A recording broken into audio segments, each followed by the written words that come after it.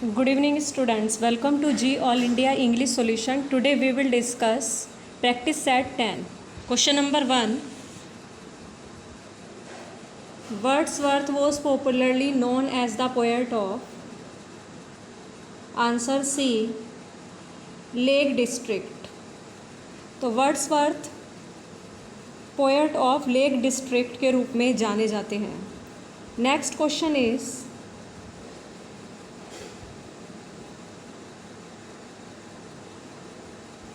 Wordsworth was born at कोकरमाउथ.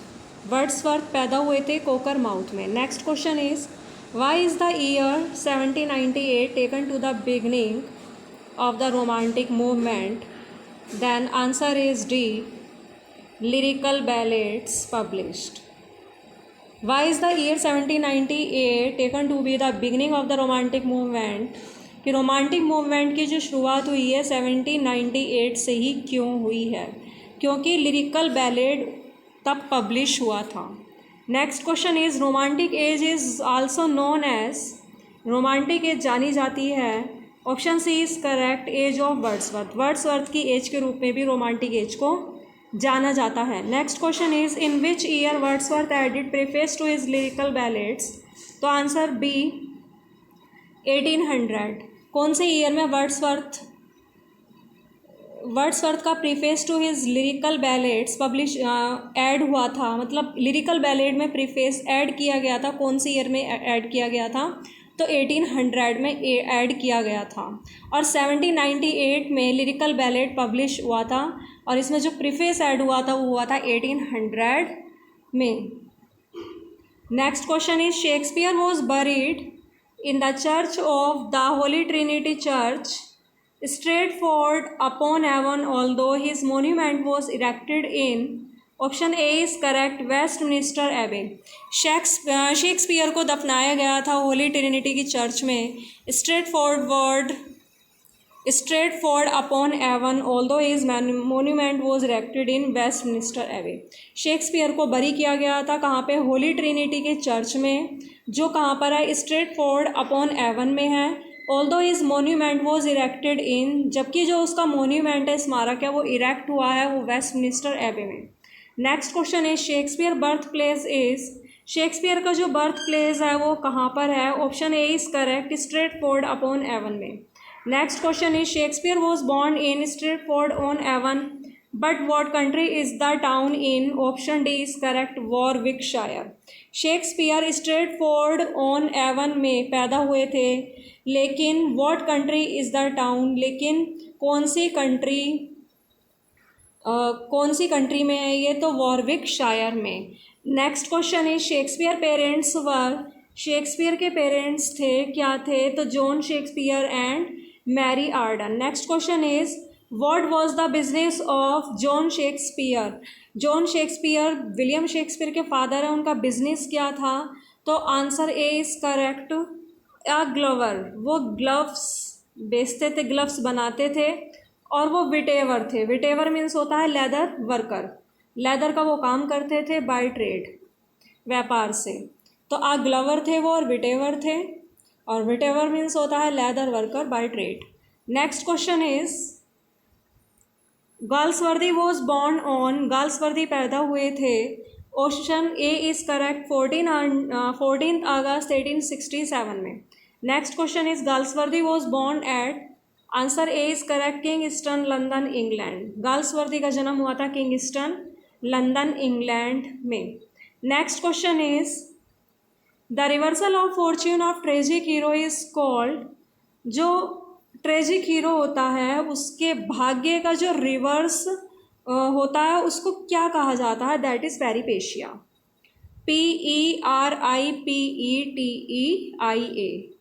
तो reversal of fortune of a tragic hero is called peripeteia. PERIPETEIA. Next question is who quoted this lines about tragedy. किसने ये line coat की हैं इस tragedy के बारे में, कि मतलब ट्रेजेडी के बारे में ये लाइन कोट की हैं, तो किसने की है? The plot then is the first principle and soul of tragedy and character holds the second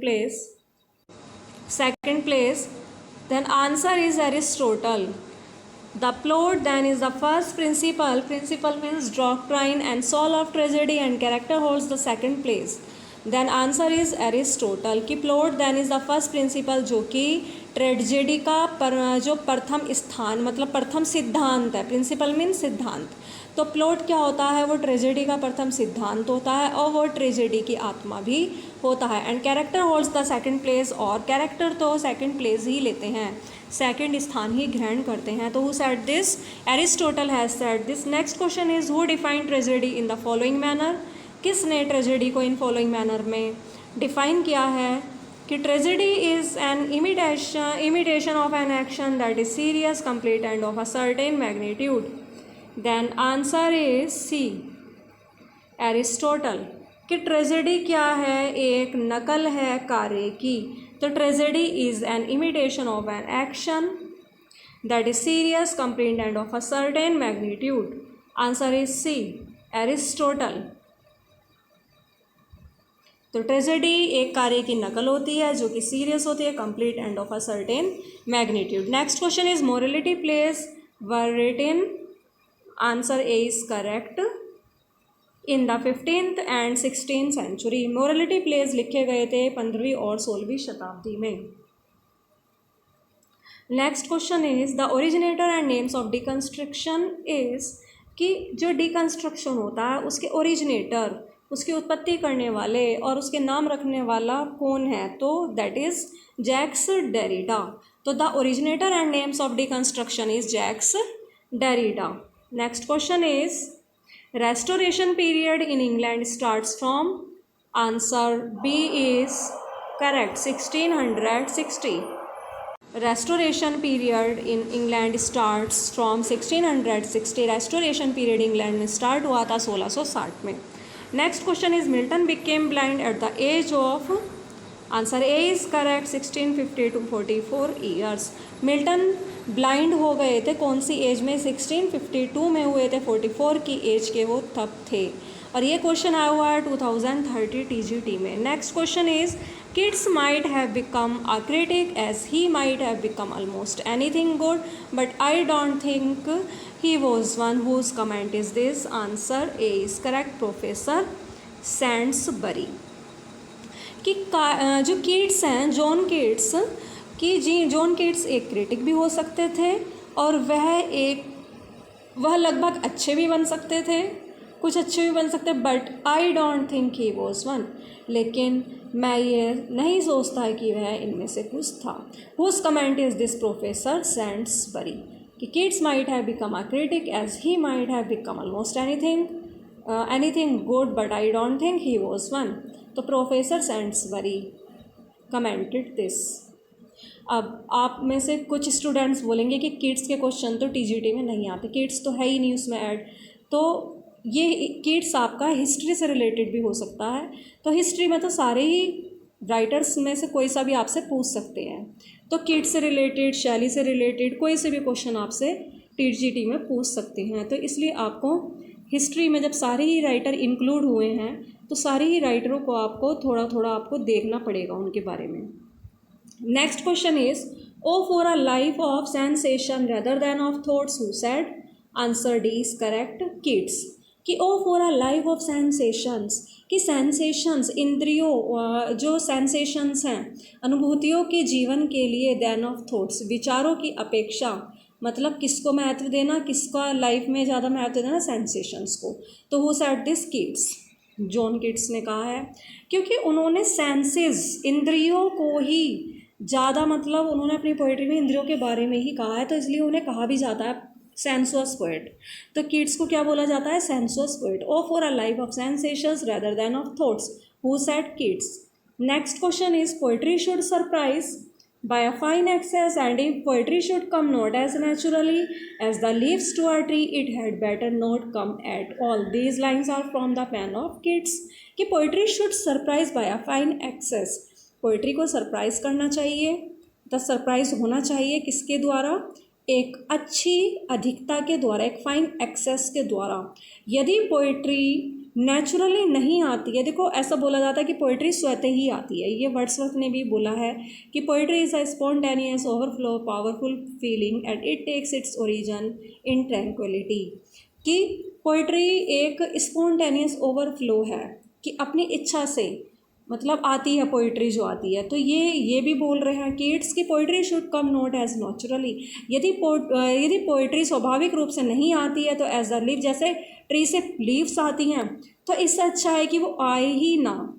तो these lines are from the pen of Keats. ये लाइन किसने बोली है? किड्स ने। Next is the other poet in a letter. Keats poetry में एक दूसरे poet को एक लेटर में सलाह देते हैं कि पोइट्री की मतलब फाइन एक्सेस के लिए वो विश्वास भी करते हैं और उन्हें सलाह भी देते हैं। क्या कहते हैं कि you I am sure will forgive me for sincerely remarking that you might curb your magnanimity and be more of an artist and load every rift of your subject with awe. Whom is kids advising here? कि यहाँ पर kids किससे advice दे रहे हैं? तो answer A is correct, शैली। कि क्या यू आई एम श्योर, मुझे विश्वास है कि तुम मुझे क्षमा कर दोगे। क्यों? क्योंकि मैं तुम्हें टिप्पणी कर रहा हूँ, रिमार्क कर रहा हूँ कि यू माइट कर्ब योर मैग्नानिमिटी, कि तुम कंट्रोल कर सकते हो, कर्ब कर सकते हो अपनी उदारता को, and be more of an artist, और एक अधिक अच्छे राइटर बन सकते हो, आर्टिस्ट बन सकते हो, and lord every rift of your subject with, और whom is Keats advising here?